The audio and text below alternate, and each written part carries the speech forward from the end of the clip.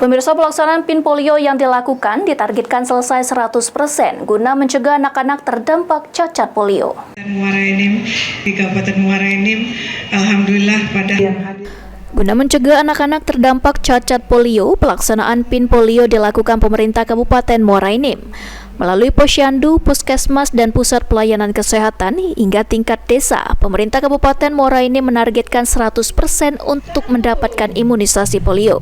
baik, berikan tepuk tangan yang meriah untuk PJ Bupati Muara Enim dengan PJ Bupati Muara Enim Hengki Putrawan mengajak seluruh masyarakat Muara Enim untuk mensukseskan Pekan Imunisasi Nasional Polio yang dilaksanakan secara 2 putaran. Anak-anak di Kabupaten Muara Enim itu terbebas 100% dari penyakit virus polio ini. Kedepannya anak-anak ini generasi bangsa, di mana yang kita harapkan mereka lah yang akan membangun Kabupaten Muara Enim. Mardian Syah, PAL TV.